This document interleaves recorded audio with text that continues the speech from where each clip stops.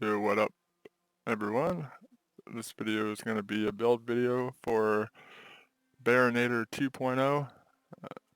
It's not really an updated version of Bearonator, it's more like a redesigned, totally different version of Bearonator. It still has the original concept. I'm still using a Bearonator, though it's not the only weapon I use, it's just one of them I happen to use.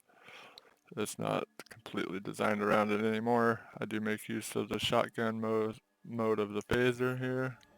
So we got the shotgun mode, and we got our Trevenator there still.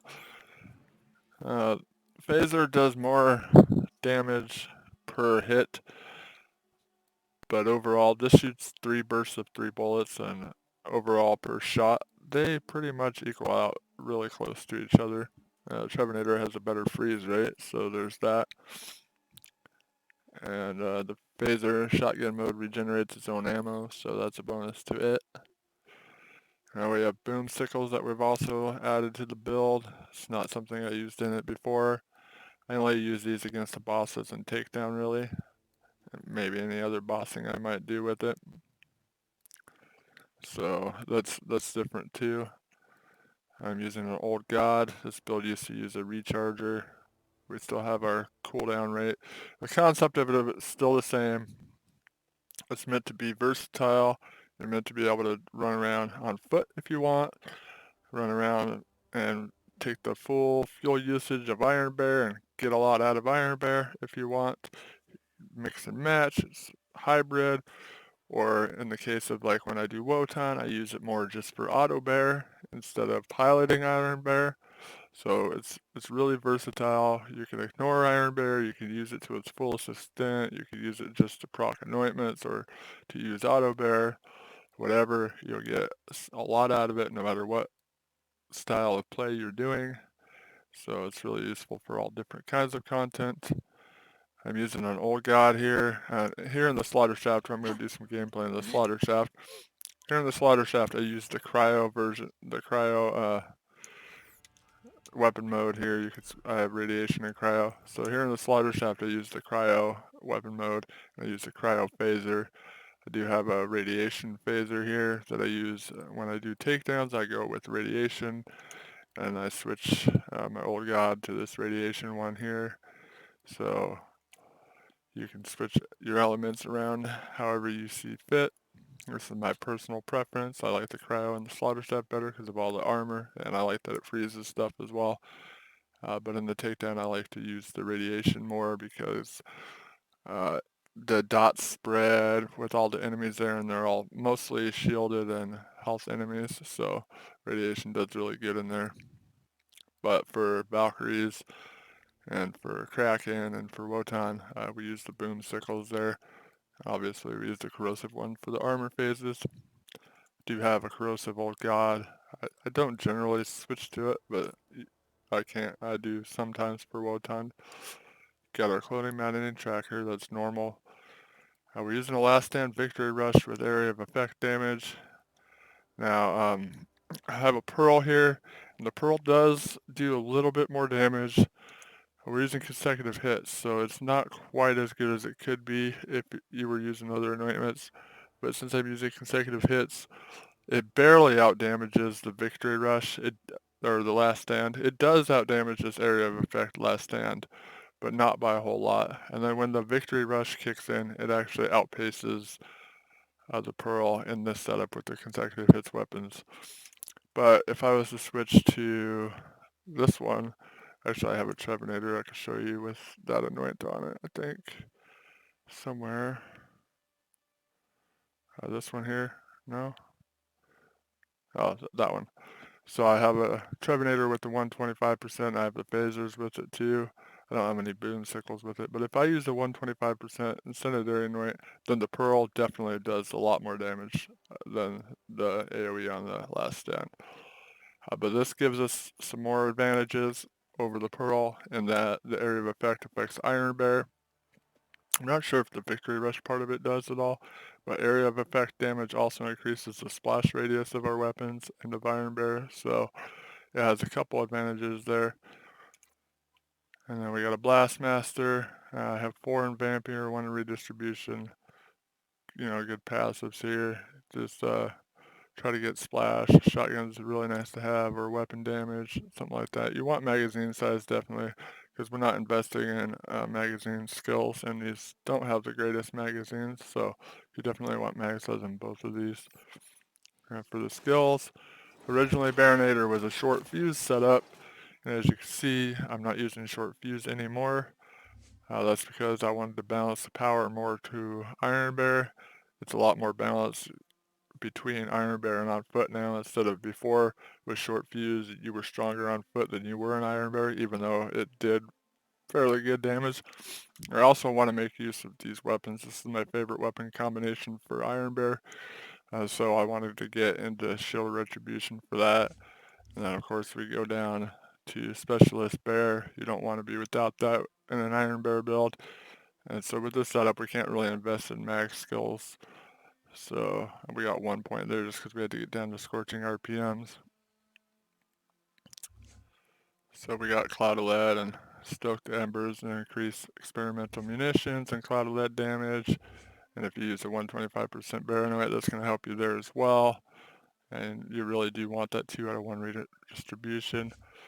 And so we just take everything that's good in Iron Bear here. These are the 3 main Iron Bear skills. And then we got Auto Bear. And of course we got Means of Destruction and Pull the Holy Pen and Vampire. And these are all coming from the class mod. If you don't have at least 4 Vampire on your class mod, then you probably don't want to get Desperate Measures. Just build down enough just to unlock the saber rounds. Don't take Thin Red Line or Desperate Measures and reallocate those points to get more Vampire, because you're going to at least want that much healing. You take a lot of damage when you're on foot. So between Grizzled and our Shield Anoint, that's going to be great cooldowns for us when we're getting kills. So that's about it. Go ahead and do some gameplay here. Show you how it does. I'll use all the weapons a little bit. Do some in Iron Bear. Oh, he got sucked behind the wall. So saber rounds does a lot of damage with their splash boost, and then capacitive armature does chaining. It chains a lot of enemies. It chains through objects. It does a ton of damage as well. So it's really good for places like Slaughter Shaft and Takedown. As you can see, we're doing really good damage with Auto Bear here. We're only used half our fuel for the first wave, so it's pretty good as well. I totally missed my passive armature shot there. I missed it again. Not the easiest weapon to aim. Alright, so we showed that. Now we use the Bearonator for a while.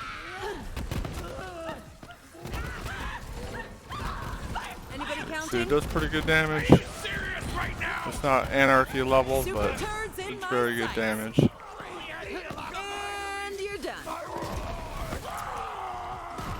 And that's one thing, the 1 point fire in this guy, Dan, that helps us put dots. You see it as a fire dot on the enemy. That helps us with our consecutive hits. You can see we already got Iron Bear back.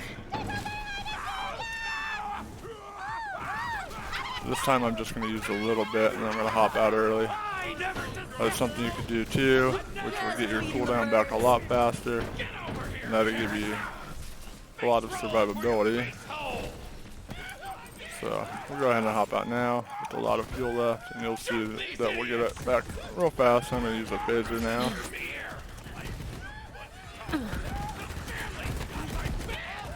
And you can see it's pretty comparable with the Bearonator. It's really similar damage. So one's not really better than the other in my book. I actually like using the Bearonator more. We already got our Iron Bear cooldown back as well. Just from a few kills since we didn't use all our fuel. I personally prefer the, I don't know, I like them both, honestly. When there's a lot of mobs around, I like the Bearonator better. It just feels a little more comfortable to use for that kind of thing. So we'll go ahead and use the boom sickle for a while now. A little bit more Iron Bear stuff. And I'll do a run of takedown. I'm not going to record the whole run, but since I'm doing Slaughter Shaft gameplay, I'll go ahead and record the Wotan fight though, and then put that on the end of this video. Do a little bit more there. Now the Boomsicle, out of all three of the weapons, the Boomsicle definitely does the most damage. I don't really care for it as much. You have to be closer to get good damage out of it because of the sickle pattern of the projectiles. But I mean, you can hit for 1,000,000 or more with it, so it hits really hard. It's really great for big targets like bosses and stuff like Wotan and whatever. So all three of these weapons are really good in the build. I really like to just switch between them all and use them all.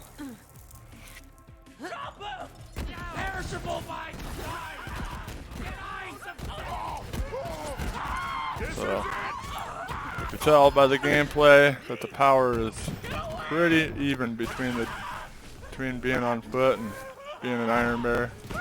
With this weapon combination, we have really good mobbing, clearing. You know, we can hit. Got that chaining effect, so we can hit a lot of things at once. Saber Round actually has a pretty big splash radius, so it can hit groups of enemies really well. It works really well on the takedown.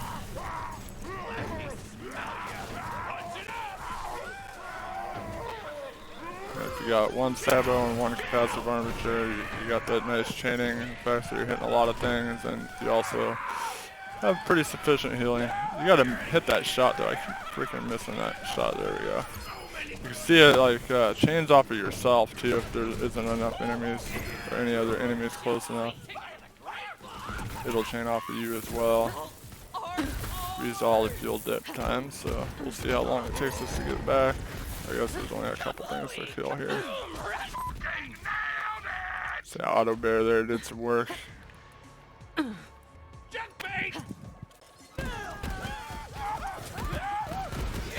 See that chaining effect from Auto Bear. We already almost got it back. We already got Iron Bear back, and that was a full usage of the fuel that time. I cannot see shit.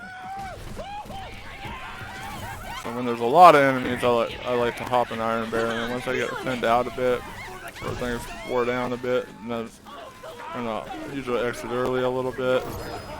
Sometimes I'll go and use it all, not all the time.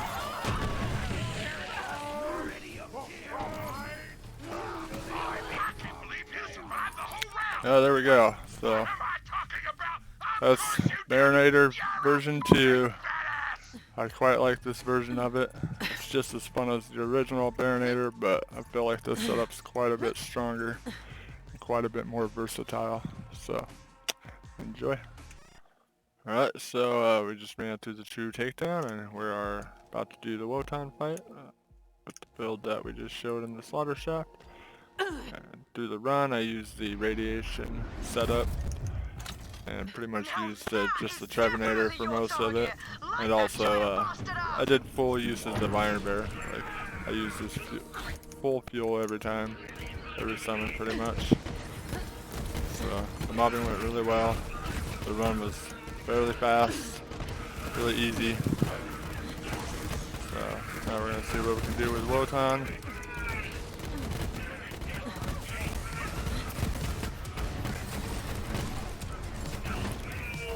I was hoping not to get Auto Bear in the circles, but looks like I failed that, so we might die. Get good or get dead. Racking them up. Smacked it down. Yes, Iron Bear did survive.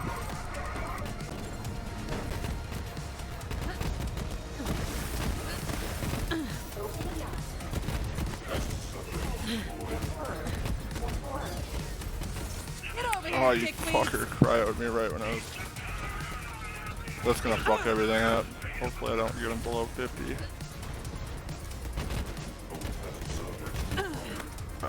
Not bad. All the ads are dead, so we gotta hope we don't get downed here. ahead and throw out some nades before I get started. Just in case of that happening. Actually, barely got above health gate in time there. Gonna throw out a lot of nades. Just feeding the birds. Competition engaged.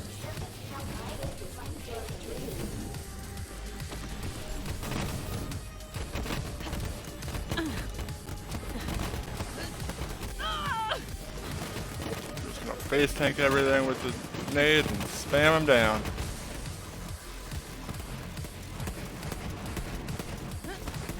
Would you stop jumping around like a fucking monkey? Takedown in the bag. There we go. Pack it up. Takedown confirmed. Really easy. So, Build runs mobbing really well. Kicks fucking Wotan's ass with these boom sickles. Can do bosses mobs. I really enjoy the new Bearonator. It's my favorite build right now. I like it even better than the Anarchy setup. So there we go.